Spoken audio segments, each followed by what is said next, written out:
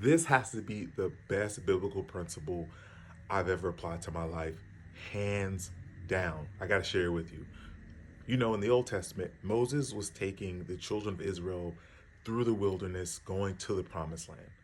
I mean, they complained, God gave them bread. They complained again, God gave them quail. They complained again, God gave them water out of a rock.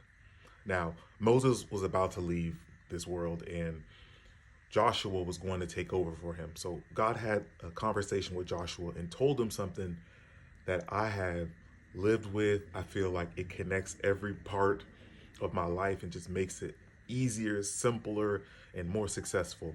God tells Joshua in Joshua chapter 1, verse 8, he says, "This book of the law shall not depart out of your mouth, but thou shalt meditate therein day and night, that thou mayest observe to do according to all that is written therein, and then you will make your way prosperous, and then you will have good success."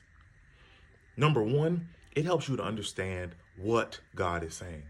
A lot of the times we don't know what God is saying, but it's because we haven't put the book of the law, the Bible, the word enough in our system to know the difference between his voice and ours.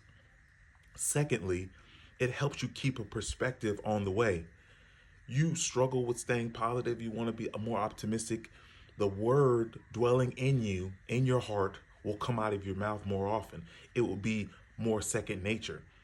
When you're in a really stressful environment, what typically happens is the part of your heart that is corrupt comes to the surface.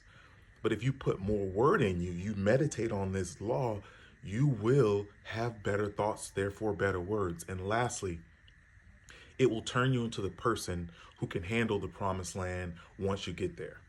See, the children of Israel, there was no issue with them getting to the promised land as far as how far it was. It actually was really close. Then why did it take them 40 years to get into the promised land? It's because though they left the slavery of Egypt, they still had a slave like mind. God was spending 40 years to try and change them. Go read this scripture. I hope it helps you. Follow for more.